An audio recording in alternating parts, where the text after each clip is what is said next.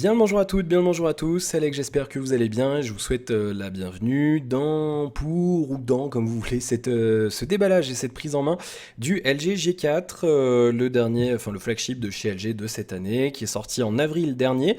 Je l'ai reçu aujourd'hui, on va faire donc le déballage et je reviendrai vers vous un petit peu plus tard, d'ici grosso modo une semaine et demie, 2 semaines, pour vous en parler dans une critique en long, en large et en travers et sans langue de bois. Voilà, vous avez l'habitude chez moi. On va faire le déballage dans un instant, on fera ensuite la prise en main et avant toute chose, on va parler un petit peu des specs et vous m'excuserez, j'ai la voix un petit peu enrouée, l'hiver, l'automne approche et du coup les maladies aussi. Alors, c'est un téléphone qui est sorti en avril chez nous, il fait 155 grammes. On a un écran de 5,5 pouces, c'est un écran 2K, il recouvre d'après GSM Arena 72,5% de la face avant du téléphone. Il a un revêtement Gorilla Glass 3, c'est pas le dernier, on a du Gorilla Glass 4 maintenant. Quoi qu'il était peut-être pas sorti en avril, je sais pas, il faudra vérifier. Android 5.1.1 bien sûr avec la surcouche LG Optimus UX 4.0, donc c'est plutôt pas mal. Côté processeur, on a le fameux Snapdragon 808, donc c'est un processeur hexa-core, donc il y a 6 cœurs, architecture Big Little, vous savez il y a 4 cœurs cadencés à une plus petite fréquence, en l'occurrence 1,44 GHz qui font les tâches basiques, et 2 cœurs un petit peu plus costauds, cadencés cette fois-ci à 1,82 GHz qui font le boulot lors des gros jeux 3D, etc. Ils sont couplés à d'ailleurs une partie graphique, c'est l'Adreno 418, mémoire interne de 32 Go extensible via micro SD, c'est bien, 3 Go de RAM, c'est très bien. Appareil photo 16 mégapixels avec autofocus laser comme c'est le cas depuis le G3 chez LG, stabilisateur optique, flash LED, il filme en 2K, en 2160p pardon, à 30 images secondes, la Full HD à 60. À l'avant, on a un appareil photo de 8 mégapixels. L'ouverture, c'est 1.8, c'est une des meilleures ouvertures, si ce n'est la meilleure ouverture sur le marché, donc on aura sans doute des photos excellentes en basse luminosité, on verra ça lors de la critique. 802.11 ABGN AC pour le Wi-Fi, fait tout en Wi-Fi direct, dual band, le DLNA, etc. Bluetooth 4.1 avec AD2P. Il fait aussi la low energy du côté du Bluetooth, donc elle consommera pas beaucoup, ça c'est bien. GPS bien entendu avec AGPS, le NFC oui, un port infrarouge, enfin un capteur, un émetteur receveur infrarouge c'est oui, la radio c'est oui avec le RDS, il faut le préciser, tout le monde ne le fait plus et ça c'est bien. On a un accéléromètre, un gyroscope, un capteur de proximité, une boussole, un baromètre et alors ce qu'ils appellent un capteur de spectre de couleur. Alors je ne sais pas exactement ce que c'est, on verra ça. Lors de la critique, une batterie amovible. Oui monsieur, amovible. Et oui, ça existe encore, de 3000 mAh. Et puis c'est à peu près tout ce que je peux vous dire sur ce terminal en termes de spécificité. On met des cartes micro SIM dedans. LG n'est pas encore passé au nano SIM. Bien. Alors, on va le déballer rapidement, je vous l'annonce, c'est un exemplaire presse, donc il a déjà été utilisé, donc il n'y a pas de scellé, ça bouge un petit peu dans la boîte, on va faire le tour rapidement de la boîte. Le logo LG G4 en doré ici, sur les côtés, derrière le logo LG, on a nos informations ici, et puis dessous on nous raconte un petit peu ce qu'on a dans le téléphone, d'ailleurs je me rends compte que le couvercle n'est pas mis à l'endroit, bien, c'est pas bien grave. Voilà pour la boîte, donc rien de particulier, un vêtement plutôt sympa, un petit peu doux, j'aime bien, c'est cool. Alors dedans, on a le téléphone, vous l'aurez vu sur le post-it qui a été laissé par le service presse que c'est une version avec la coque en cuir. Donc ça c'est bien, on va pouvoir voir un petit peu ce que ça donne. Est-ce que ça a un feeling premium ou pas? On verra ça. Dans la boîte, pas grand chose de particulier à signaler. On a notre batterie ici. Alors vous, bien sûr, il y aura tout un tas de protection et compagnie. On a nos câbles micro USB ici. Voilà, je vais le sortir quand même. On va voir un petit peu la longueur du câble. Vous savez que c'est un truc qui m'intéresse. Assez long, rien à signaler, un câble tout à fait traditionnel ici, donc rien de particulier. Et j'aime bien parce qu'ils nous ont mis, ça c'est un truc que j'aime assez, ils nous ont mis des petits picots ici, un repère. Donc comme ça, vu qu'on n'a pas encore d'USB-C, on sait dans quel sens on le met, même si on est dans la nuit, donc on sait que les picots c'est le dessus, donc comme ça on se repère facilement. Donc ça c'est bien. Pour le câble, en dessous ici on a le chargeur, alors je vais pas le déballer, ça sert à rien. Le chargeur standard de chez LG, alors on va vérifier mes deux têtes, il me semble que c'est un 1,8 ampères. On va vérifier ça immédiatement. Alors, blablabla. Je ne le vois pas. Oui, 1,8 ampères. quatrième ligne, voilà, 5 volts, 1,8 ampères, donc ça sera plutôt pas mal, ça chargera assez rapidement. Et ici on a un petit carton avec les écouteurs fournis, les Quad Beat 3, voilà c'est ça, on va les sortir rapidement, voir un petit peu ce que ça donne. Voilà, je les sors pas plus, comme ça ça m'embêtera pas pour les ranger. De toute façon, ceux que LG fournit en général sont très bons, d'ailleurs j'en utilise là maintenant pour avoir le retour du son. Donc aucun problème, des écouteurs intra-auriculaires, j'ai vu qu'il y avait un petit sachet avec d'autres embouts. Donc ça sera plutôt pas mal, à condition bien sûr que vous aimiez bien les écouteurs intra-auriculaires. Ce n'est pas le cas de tout le monde, il y en a qui n'aiment pas avoir un truc dans leurs oreilles, et je peux le comprendre tout à fait, donc ça sera vraiment si vous aimez bien. Et de toute façon, si vous écoutez beaucoup de musique en général, vous avez vos propres écouteurs. Bien, alors on va faire un petit tour du propriétaire. Donc on a notre téléphone ici, avec tout en haut, je pense que vous le verrez, le haut-parleur, on a nos capteurs, on a l'appareil photo, il y a une LED de notification, l'écran 5,5 pouces ici, le logo LG tout en bas, voilà. Sur le côté droit, rien à signaler, de même que sur le côté gauche, hein, c'est une particularité chez LG, les boutons sont à l'arrière, vous allez le voir, depuis le LG G2. En haut, on a... alors on voit pas grand chose, c'est un petit peu dommage parce que c'est tout noir, donc c'est un petit peu compliqué de vous le montrer. Je regarde hors caméra, mais donc on a en effet, vous le verrez, je vais vous le montrer par reflet, on a notre micro et notre émetteur-receveur infrarouge, il est par ici, voilà, vous l'avez vu, donc rien d'autre à signaler. Et en dessous, on a notre port micro USB, la prise jack et un autre micro pour téléphoner. Alors oui, il est un petit peu sale, je l'ai nettoyé avant, mais traces de doigts, c'est affreux, hein, c'est comme ça, c'est surtout les téléphones. Et puis à l'arrière, on a notre coque ici, donc en cuir, ça s'appelle le cuir caramel. Un cuir fait main, tanné à la main, etc. C'est ce qu'on nous dit chez LG. Il est de plutôt bon effet, hein. Franchement, on a un bon feeling en le tenant, donc je suis assez, j'étais assez dubitatif et finalement c'est plutôt pas mal. On a nos boutons volume moins, volume plus. D'ailleurs, il me semble qu'il y a, je rêve, il y a encore une protection dessus. Je crois qu'il y a encore en effet, il y a encore le film protecteur dessus. Je vais les enlever parce que de toute façon, il n'y a plus du tout de protection sur le reste du téléphone. Hop, voilà, comme ça on aura le vrai feeling. Et donc on a une petite texture, je vais vous le montrer. On a une petite texture granulée ici sur les boutons qui procure, je pense... Ouais, c'est pas mal au niveau du toucher, au moins on s'y repère bien et ça glisse pas n'importe où. On a notre bouton power en plein milieu et l'appareil photo ici, 16 mégapixels que vous voyez, le flash ici et l'autofocus laser également ici. On va faire rapidement alors il y a une trace ici, juste voilà pour vous montrer un petit peu le cuir ici, la qualité du cuir, et c'est plutôt pas mal, hein. Franchement ça fait bien premium. Je m'attendais pas aussi bien, très franchement, je m'attendais à un truc moins bien quand ils nous l'ont annoncé, et non, non, on a vraiment un bon feeling au niveau du toucher sur ce cuir, donc c'est plutôt pas mal. Rien d'autre à signaler. Alors il prend rapidement les traces de doigts, mais ça c'est un truc inhérent à tous les téléphones. Bien, du coup on va l'ouvrir, puisqu'il faut mettre la batterie. Et oui, c'est pas comme chez tout le monde, ici on a bien une batterie amovible. Alors, et puis bien sûr on pourra mettre la carte SIM et compagnie. On va voir un petit peu comment c'est fait à l'intérieur. Hop, on fait glisser ce qui me reste, le semblant d'ongle qu'il me reste, puisque je me range les ongles, c'est mal. Alors ici on a, bien sûr, hein, je vous l'ai dit, c'est un exemplaire presse. On a le haut-parleur ici qui ressort, tout un tas de trucs également. On a notre emplacement, c'est marrant, ça ressemble vachement à ce qu'il y avait sur le G3, ils n'ont pas changé grand-chose. L'emplacement pour la micro SIM ici, et l'emplacement pour alors je vérifie. Je le vois pas. Je ne le vois pas. D'accord, il y a l'emplacement pour la micro SD également ici. D'accord, en fait il est dessus. Je suis complètement bigleux. Pas grand chose d'autre à signaler, on va mettre la batterie immédiatement à l'intérieur. Donc une batterie, je crois bien que c'est la même que celle qu'il y a dans le G3. Il faudra vérifier.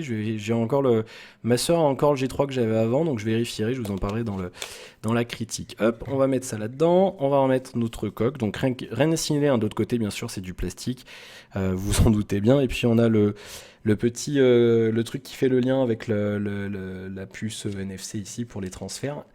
Bien entendu, hop, on va remettre la coque et on va le démarrer, faire la mise en route comme d'habitude, et puis on va voir un petit peu On va voir un petit peu ce qu'il y a au démarrage, l'espace disponible, et puis on va également voir si les applis de base sont désinstallables ou pas, puisque c'est quelque chose d'assez intéressant à vérifier. Hop, du coup on démarre le téléphone, on va voir un petit peu ce que ça donne. Particularité également de ce téléphone, vous le verrez, il est très légèrement incurvé. Il n'est pas plat sur la table, donc je vais le poser, regardez comme ça, et donc vous voyez, on peut un petit peu le basculer en haut et en bas. Je vais essayer de vous le montrer, tiens, je vais voir si j'ai pas un... On va le mettre sur le compte celui-là. Donc vous le verrez. Je sais pas si vous le verrez bien. Mais le téléphone est très légèrement incurvé. Alors c'est compliqué à vous montrer, j'en conçois. Mais je verrai à l'usage si c'est bien ou pas, est-ce que c'est intéressant ou pas. Donc on verra ce que ça donne. Alors, qu'est-ce qu'on a ici? On va se mettre en français, bien entendu. Où es-tu, petit français? Il est là. D'ailleurs, j'aimerais bien qu'il règle la luminosité correctement, ce petit jeune homme. Et la mise au point aussi, ça serait bien. Allez, accessibilité, non, on n'en a pas besoin. Suivant. Données révélées, gna gna. Wi-Fi, on le fera plus tard. Suivant. Oui, ignorer. Un petit instant. Donc on a bien sûr nos menus de base hein, sur Android 5. Je vais régler la luminosité manuellement parce que là, il fait n'importe quoi, cette caméra. Elle fait n'importe quoi. Coquine. Hop. On va essayer de se débrouiller. Alors c'est un petit peu compliqué de régler la mise au point. Ah, bon bah vous aurez des... ça fera du sentiment derrière. Il n'y a pas moyen d'avoir... Il y a Paris ou pas dans la liste? Athènes? Non, on va mettre Bruxelles, hein, qu'est-ce que je veux que je vous dise? Ça sera Bruxelles. Hop, date... bon, on la réglera plus tard, elle se mettra à jour avec le Wi-Fi. Je ne veux pas donner de nom à mon téléphone. Je ne veux pas protéger mon téléphone. Voilà. Je ne veux pas les services Google. Hop, voilà. C'est marrant, je fais jamais la même chose. Vous remarquez, si vous me suivez, je coche jamais les mêmes cases. À chaque fois, je dis un coup je dis oui, un coup je dis non. C'est très rigolo. Je suis d'accord, bien sûr, de toute façon. Imaginez le gars qui achète le. Ah, mais d'accord, la coche est à la droite. Qui achète un téléphone et il n'est pas d'accord. Bon, je coche pas et je renvoie le téléphone. Ce serait un peu débile quand même. Mais bon, qu'est-ce que vous y voulez? Hop, on arrive sur notre écran d'accueil. Alors, je suis désolé, malheureusement, la balance des blancs est dégueulasse. On ne voit pas du tout les bonnes couleurs. Je vais essayer de le régler manuellement. Voilà, voilà, ça sera un petit peu mieux. Hop. Du coup, on est sur notre écran d'accueil ici avec donc notre surcouche LG.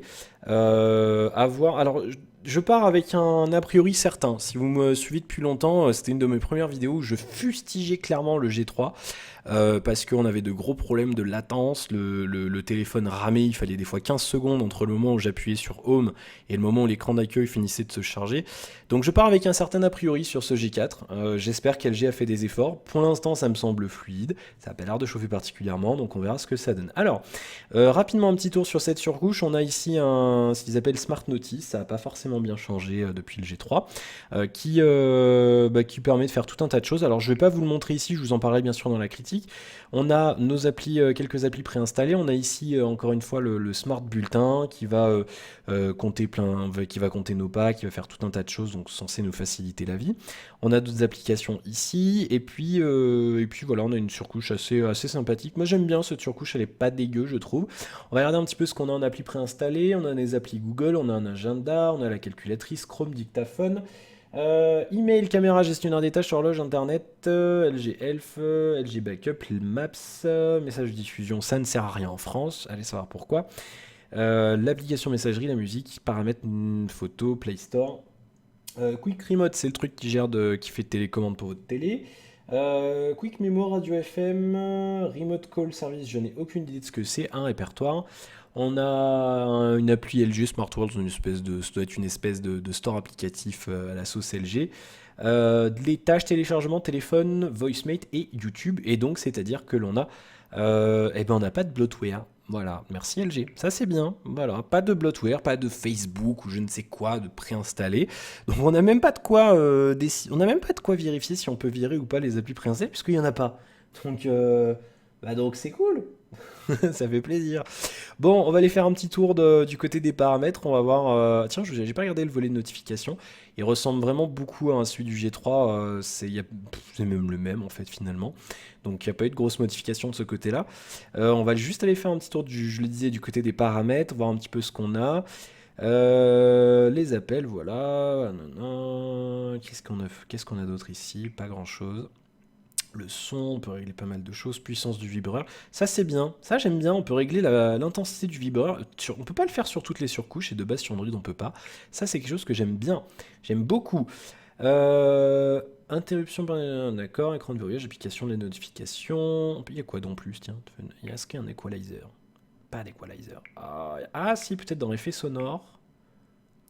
Non, ben non. Pas d'equalizer. Aïe aïe aïe. Bon, touche tactile, on va pouvoir un petit peu les personnaliser. Combinaison des boutons. Ouais, voilà, c'est ça, on peut le personnaliser ici. On peut changer la couleur. Voilà, des fois que vous vouliez quelque chose de blanc. Ici, blablabla, cloud utilisateur, sécurité, smart settings, l'étui, stockage. On va voir un petit peu qu'est-ce qui nous reste. Alors, de base, sur la version 32 Go, hors opérateur, il vous restera. Il y a 9 Go de divers, c'est quoi ce bazar? Système data. Ah, d'accord, ok. Divers. Ah, d'accord, ok. En fait, l'OS, ils le mettent dans divers. Ok, très bien. Donc, il reste 21,4, enfin 22 Go, hein, grosso modo. Donc, de base sur ce téléphone. Donc, on est quand même pas mal. 22 Go sur 32. Bien sûr, on peut mettre une carte micro SD. Donc, c'est plutôt intéressant. Voilà, bah écoutez, on a fait à peu près le tour de ce que je voulais vous montrer. L'écran est plutôt beau, hein. Franchement, bonne première impression sur cet écran IPS. LG fait quand même des bons écrans, hein. Globalement, j'avais vraiment kiffé ceux du G2 et du G3. Oui, parce que voilà, je vous mets en situation. Et c'est aussi pour ça que je pars avec un a priori sur ce G4. J'ai eu en tant que téléphone principal les LG G2 et LG G3. Donc je suis quand même utilisateur enfin j'ai quand même un historique avec LG. Donc je tiens à vous le préciser, hein, que voilà, je ferai ça enfin je donnerai mon avis bien sûr en toute impartialité, mais je veux dire, sachez quand même que je pars avec un a priori, j'essaierai de pas en tenir compte, mais voilà, j'espère qu'LG a fait des efforts après un G3 en demi-teinte, pour ma part en tout cas, malgré tous les honneurs qu'il avait déjà eu. Mais bon, vous savez, tous les trucs smartphone de l'année, je sais pas pourquoi, mais j'ai l'impression que les gens qui décernent ce genre de prix n'utilisent pas le téléphone pendant 6 mois. Ça, c'est toujours un problème, malheureusement. Voilà, alors le problème de ce téléphone, vu qu'il est un peu incurvé, c'est ça. Voilà, c'est le genre de truc un petit peu pénible, mais bon, ça fait partie du délire. Voilà, bah écoutez, moi, pour l'instant, bonne première impression, hein, sur ce G4. Très franchement, ouais, on a une bonne sensation de premium à l'arrière. Et pour information, alors là, je tourne cette vidéo, on est le 2 octobre 2015. Et là, le téléphone, c'est le haut de gamme de cette année, hein, chez LG. Alors, ils ont lancé un V10, mais il sortira malheureusement pas chez nous, allez savoir pourquoi. Mais donc celui-là, là, le G4, se négocie, on peut le trouver, là, il descend jusqu'à 310 € là en ce moment chez certains revendeurs, que je ne citerai pas parce que c'est pas le but de faire de la pub. Mais voilà, vous pourrez le trouver entre 310 et 450 €. Alors la version cuir coûte peut-être un petit peu plus cher, je vous avoue que j'ai pas regardé avant de faire cette vidéo, je vous en parlerai dans la critique. Mais voilà, la version de base, donc sans la coque en cuir, sera un petit peu moins chère. Et donc ça pourrait éventuellement être un critère intéressant dans la critique, puisque c'est quelque chose qui rentre en compte, hein, bien entendu, quand je vous donne mon avis. Si le téléphone il est bien et qu'en plus il est pas cher, il y a moyen que du coup la note soit plus élevée que s'il était bien mais que s'il était cher. Et encore mieux que s'il était pas bien et qu'il était cher. Bien. Du coup voilà, je vais le tester, je vous en dirai très bientôt davantage en long, en large et en travers, comme je disais tout à l'heure, dans la critique qui arrivera très prochainement. D'ici là, merci d'avoir suivi cette vidéo. Si vous avez des questions sur ce produit-là, n'hésitez pas à les laisser dans les commentaires, je ferai de mon mieux pour y répondre. Et puis n'hésitez pas à liker la vidéo si elle vous a plu, à vous abonner si ce n'est pas encore fait, si vous voulez être aux premières loges pour la critique. Et puis éventuellement la partager autour de vous, et encore éventuellement à faire un petit tour sur Tipeee comme Seb Escapette, ce qui me permet d'avoir un petit peu de revenus pour pouvoir acheter du matériel et surtout faire un petit peu plus de critiques high-tech, parce que toutes les marques ne prêtent pas le téléphone. Et d'ailleurs, merci à LG de me faire confiance et de me prêter ce terminal pour que je puisse vous en parler. Voilà, je vous souhaite plein de bonnes choses. Merci encore une fois pour votre fidélité et je vous retrouve très bientôt donc pour la suite de nos aventures. À la prochaine, salut!